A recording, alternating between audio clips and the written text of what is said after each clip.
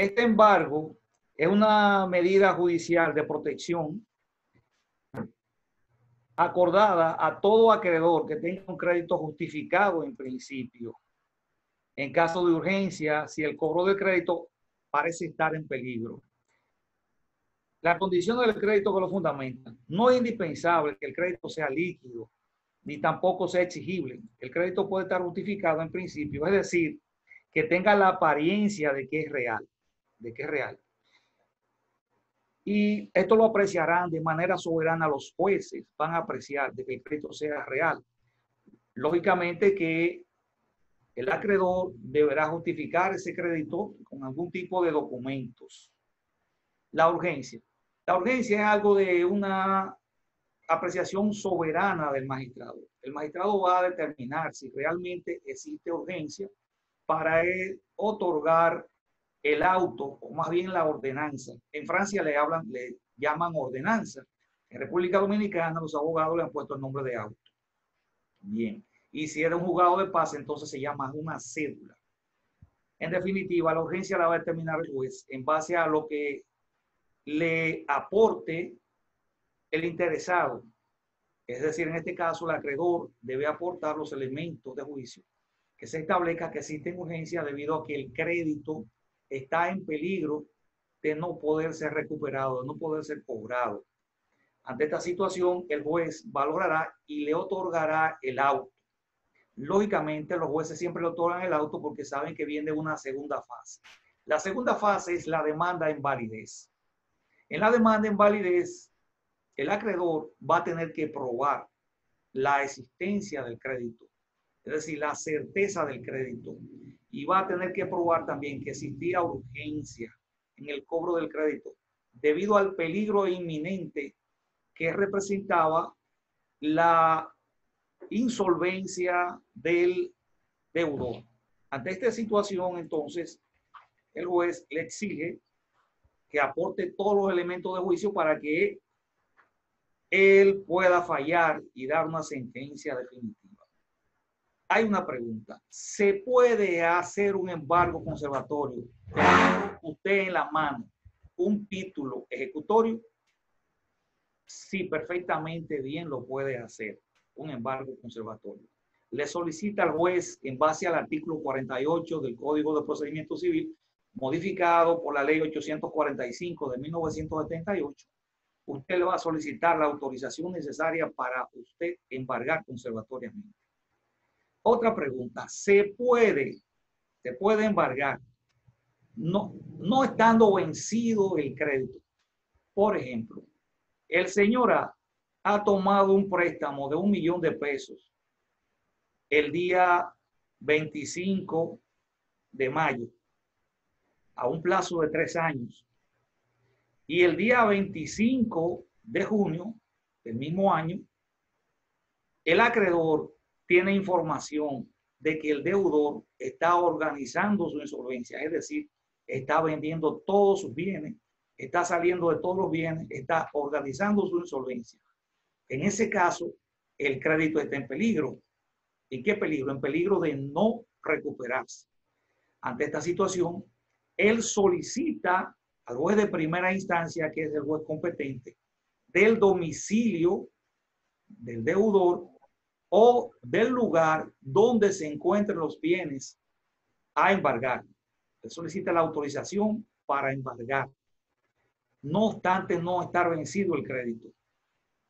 El juez es soberano de evaluar si realmente existe una urgencia, si esa urgencia existe debido a la peligrosidad de que el deudor esconda todos los bienes o disipe los bienes o sencillamente lo venda todos los bienes, salga de eso y no existe la posibilidad de poder recuperar el crédito sin haber sido vencido. Sí, el juez de primera instancia puede ordenar el auto para que se proceda al embargo. Ahora bien, el juez puede ser prudente y pedirle al acreedor una fianza por el monto del embargo, porque a lo mejor el acreedor está siendo una persona imprudente en solicitar un embargo sin realmente existir tal urgencia.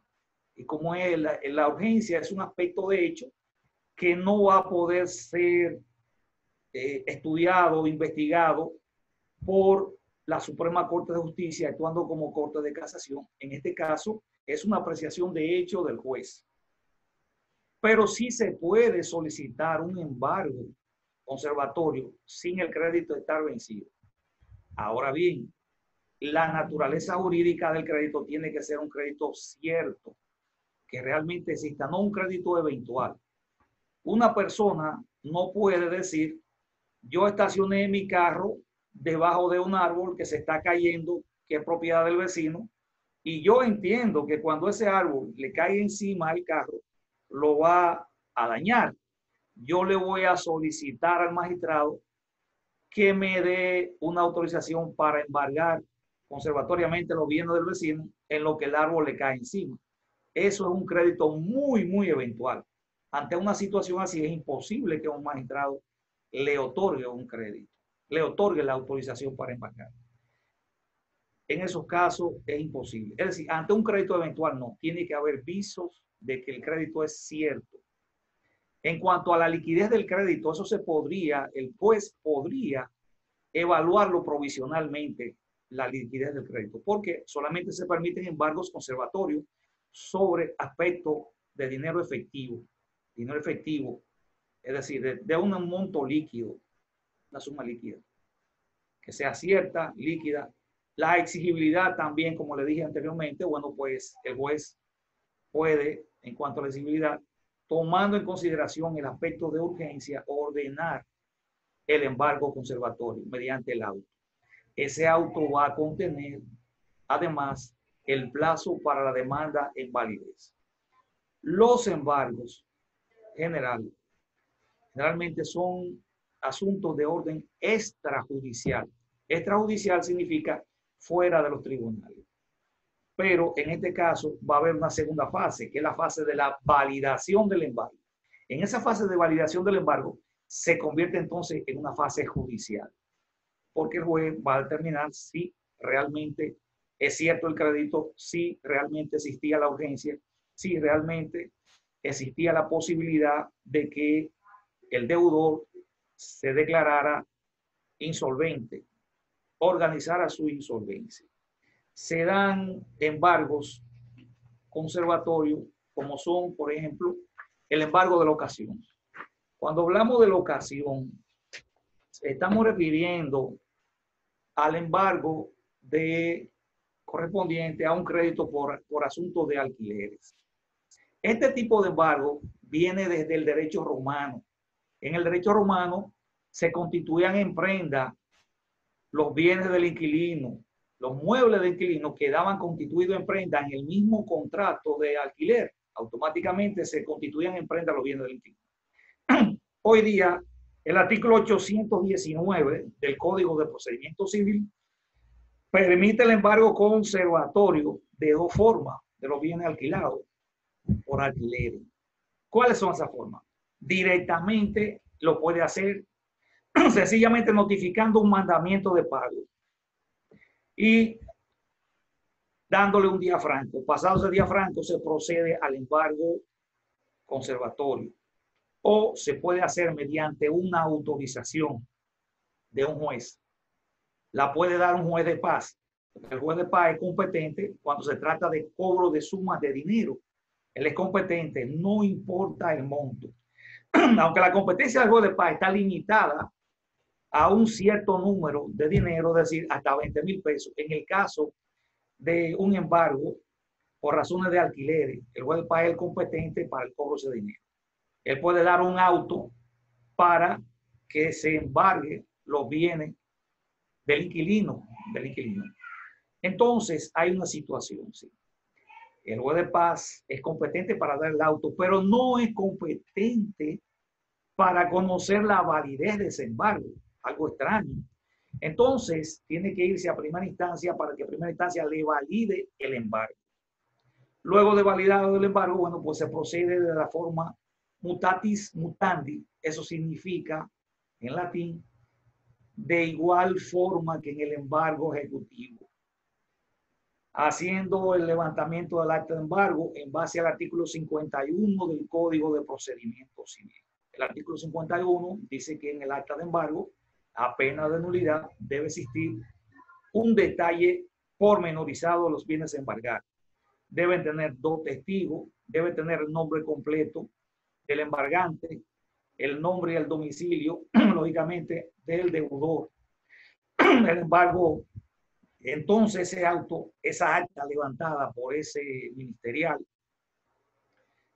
se va a constituir un guardián.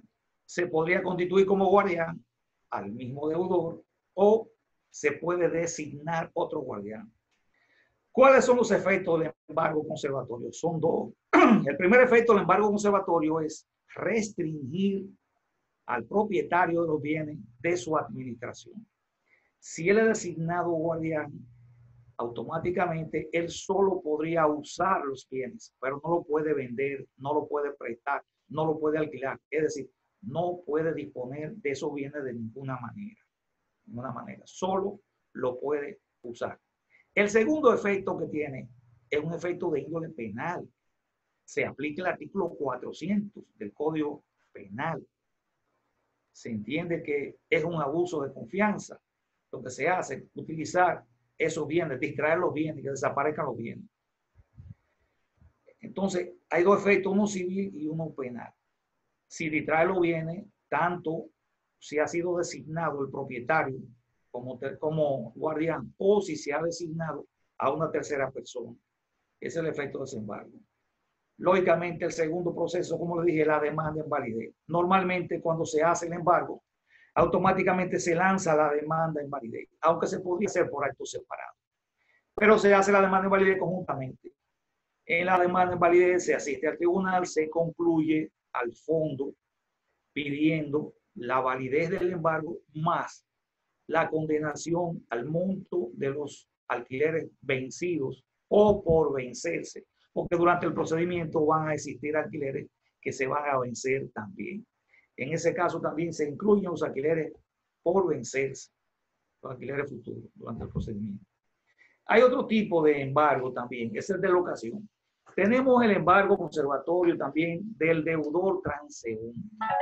Este es el tipo de persona que va vendiendo mercancía de pueblo en pueblo y normalmente pernota. La palabra pernotar quiere decir duerme en uno de esos pueblos, ya sea en un hotel, en una pensión, en un lugar de esto.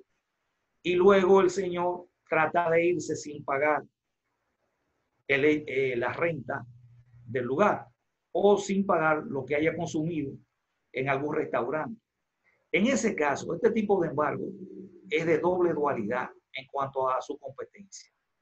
Puede ser autorizado por el juez de paz del lugar donde se encuentre el deudor transeúnte o puede ser autorizado por el juez de primera instancia.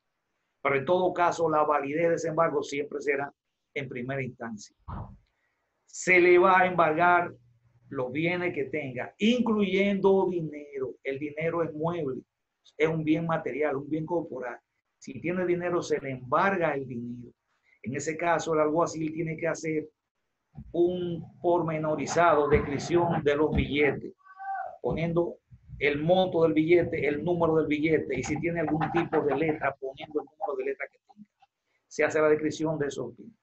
¿Se puede embargar el vehículo que él anda? Sí, claramente se puede embargar el vehículo que él anda. Es también parte de los embargos. Ese embargo, lógicamente, que se va a hacer, se va a validar lógicamente. Lo que se busca es evitar que este señor se marche sin pagar y se le garantice a la persona, al acreedor, lo puede hacer cualquier tipo de acreedor, por cualquier tipo de crédito. Anteriormente solamente hablábamos que el embargo de locación se podía hacer solo por alquileres.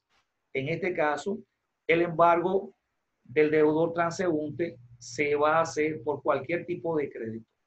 La base legal de este embargo del deudor transeúnte está tipificada en el artículo 822 del Código de Procedimiento Civil. Hay otro tipo de embargo también, que es el embargo en reivindicación. Reivindicar.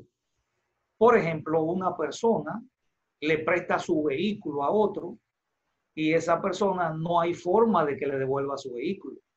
O le presta una prenda de gran valor y no hay forma que la devuelva, pues entonces la persona titular de ese derecho de prenda, de ese derecho sobre la cosa, le solicita al juez de primera instancia del domicilio del deudor de la cosa o del lugar donde se encuentre la cosa, le solicita autorización de embargo en reivindicación.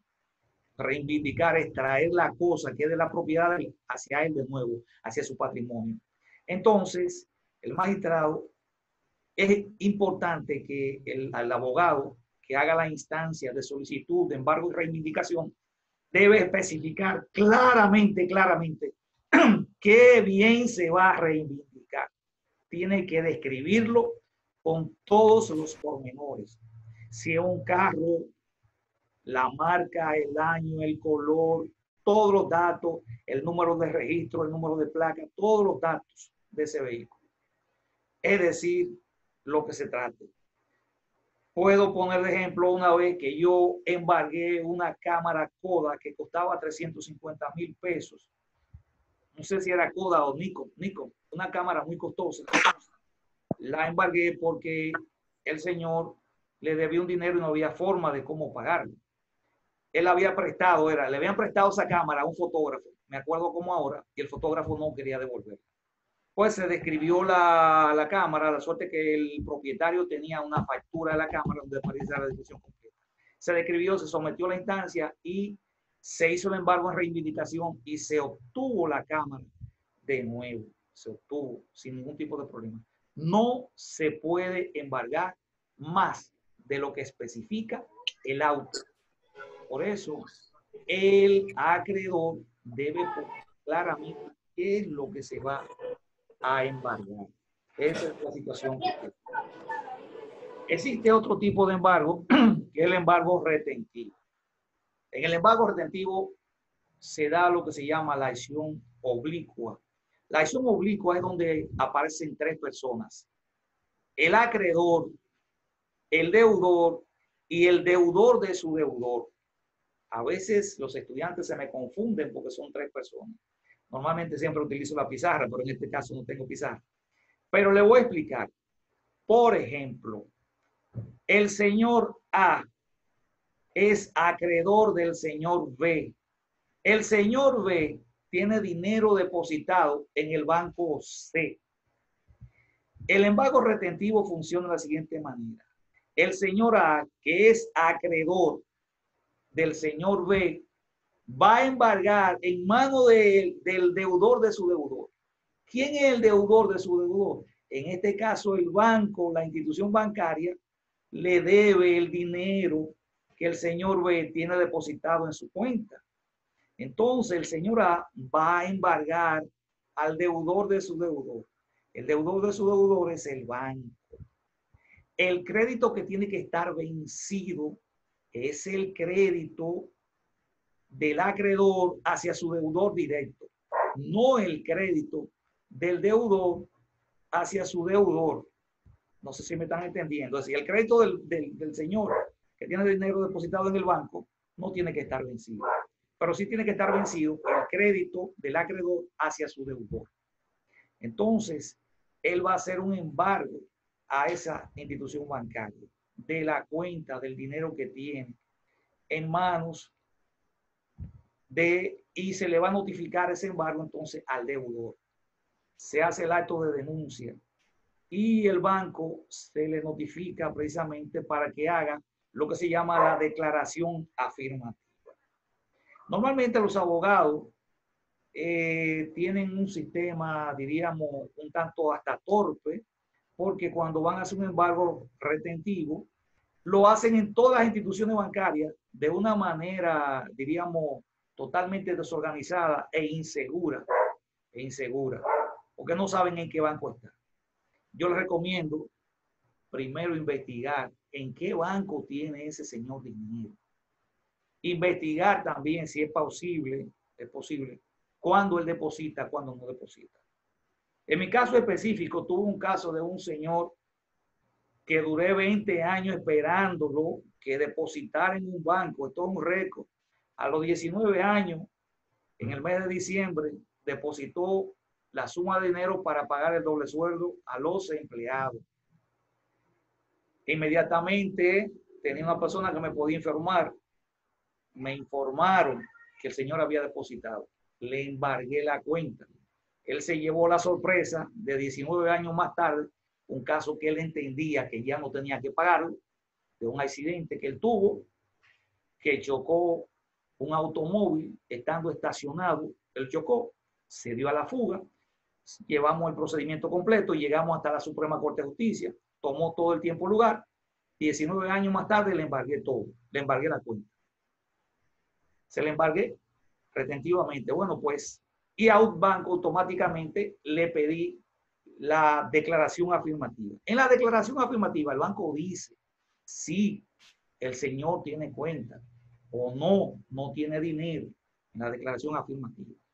Pero el banco necesariamente tiene que hacer la declaración afirmativa.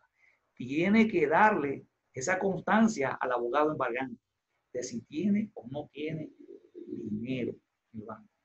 El embargo retentivo, le digo, es un embargo que se hace mediante una acción oblicua, es decir, donde intervienen 3 personas.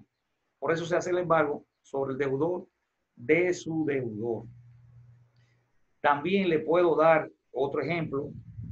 Un colega mío que tiene ya 54 años de graduado, especialista nada más en asuntos de la ley de tránsito, responsabilidad civil. Él hizo un embargo en todos los bancos por la suma de 100,000 pesos de un accidente. Resultó ser que en la época que existía el Bancrédito, todos los bancos le dieron la declaración afirmativa. Le enviaron la carta de declaración afirmativa, menos el Bancrédito. ¿Por qué ocurrió esto? Esto ocurrió debido a que recientemente Bancrédito había contratado a un abogado recién llegado de Francia, con una mentalidad muy europea, y le dijo al banco, cuando le notificaron el embargo, él le preguntó al banco, ¿ese señor tiene cuenta aquí? No. Decía, pues no le dé ninguna respuesta a ese abogado, no le dé ninguna. Ocurrió que ese abogado sabiamente dejó pasar 5 años y obtuvo un astrente de 5,000 pesos diarios o cada día que pasaba y el banco no le daba la carta, constancia afirmativa o negativa de que ese señor tenía dinero. Pues déjeme decirle que con el transcurso del tiempo, él logró 5 millones de pesos contra el Bancrédito. 5 millones de pesos por concepto de daños y perjuicios por no darle la carta de declaración afirmativa. Bancrédito no se lo creía, pero entonces ocurrió un hecho inédito, si se quiere. Él hizo embargo en los demás bancos sobre las creencias de Bancrédito. Le voy a explicar, como también soy abogado, soy profesor, escúchame, de legislación bancaria, se da lo que se llama la cámara de compensación. Los bancos están entrelazados uno con otro y todos los días están intercambiando los cheques, los documentos comerciales en la cámara de compensación. Por ejemplo, el Banco Popular va a la cámara de compensación y el Banco BHD va a la cámara de compensación, intercambian los documentos.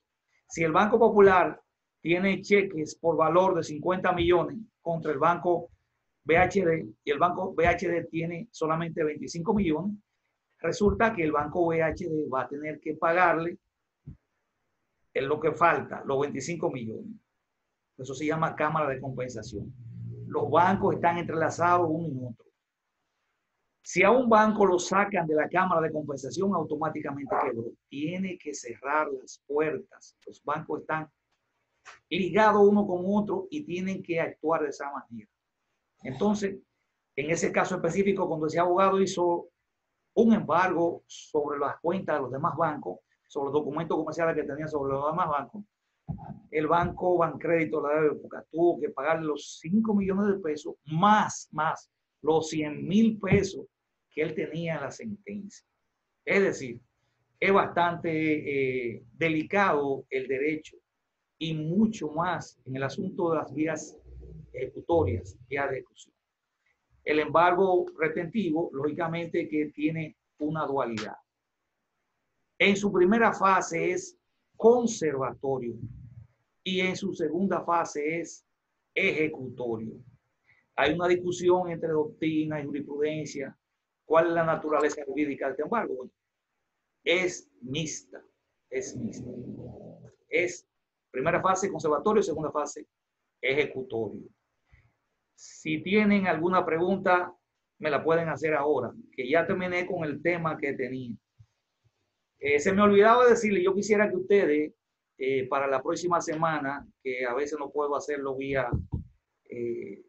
la plataforma, me hagan, por lo menos, traten de construir los formularios de un embargo en locación. Un embargo en locación, es decir, un embargo del cobro de alquiler. Cualquier oficina de abogado lo consigue, o si no, hay un libro que habla sobre la ley 48, el decreto ley 4807 sobre alquileres. Yo le voy a dar las especificaciones de ese libro para que ustedes de ahí puedan sacar los modelos para hacerme un ejercicio de un embargo en locación. Es decir, nada más tendría que llenar los formularios, sacar los formularios y llenar los formularios, y le tiran una foto y me la envían por la plataforma o por WhatsApp vía internet. Porque es necesario la práctica. Ustedes tienen que ponerse como abogado. Ponen a alguien como alguacil, en fin. Y los demás datos ya ustedes se lo inventan, la casa número tal, que debe tanto alquiler, señor tal, lo que sea. Ahora tienen la oportunidad de hacer cualquier pregunta que ustedes quieran. Lo escucho. No, pues estás recibiendo las tareas por correo. ¿Perdón? Las tareas, ¿usted lo está recibiendo por correo? Yo le puse una tarea también, le puse una tarea para el día de hoy, le puse una tarea previendo la situación de que por cualquier circunstancia no se diera la clase de manera así presencial, diríamos presencial tecnológica. Le puse una tarea para que ustedes la vayan haciendo y me la pueden ir enviando. Cualquier pregunta, es bueno que ustedes tengan, miren, tengo una pregunta. El embargo, el plazo para demandar en validación, ¿verdad? Que juez la da cuando se pide el permiso para embargar retentivamente. Sí, en la autorización, en el auto, tiene que venir automáticamente el plazo. La jurisprudencia ha establecido que si al juez se le olvida ponerle el plazo en el auto, eso no es motivo de nulidad del embargo. En ese caso, lo que tendría que hacer el abogado entonces es solicitarle al juez que mediante otro auto cubra esa falta, esa omisión y le diga cuál es el plazo. Normalmente los jueces, la jurisprudencia, la Suprema Corte de Justicia ha dejado a disposición soberana del juez establecer el plazo, pero rutinariamente, consuetudinariamente, costumbristamente, el plazo es de 2 meses para la demanda en validez. Y en el embargo retentivo, que es una acción obliga, inmediatamente yo notifico a ese tercero, ya queda el embargo retentivo trabado. Sí, totalmente. Retentivamente ya ese crédito ya está bloqueado. Está bloqueado y no solamente por la suma que usted embargó, sino por el doble. Si usted embargó por 1 millón de pesos, le van a embargar 2 millones de pesos, porque se supone que van a haber gastos y que además de la suma embargada, esos gastos tienen que ser cubiertos por el deudor. El embargo retentivo siempre es por el doble de la suma embargada. Doctor, usted embarga por el 100,000. Escúcheme la interrupción. Ya sí. nos queda menos de 1 minuto. Si usted quiere, pues, al término podemos reiniciar otra sesión o usted sabrá. Yo quería decirle que, por favor, si usted tiene alguna tarea pendiente, que no la ponga, porque después vamos a tener un cuello de botella de tantas cosas que nos van a poner al final y vamos a poder quedar mal. Ya algo que usted considere que nos puede servir, por favor, pónganos, porque yo voy a asumir que ya no tenemos más pendientes cosas con usted y tenemos varias cosas, y más si se llega a plantear la necesidad de hacer una clase presenciar ante la finalización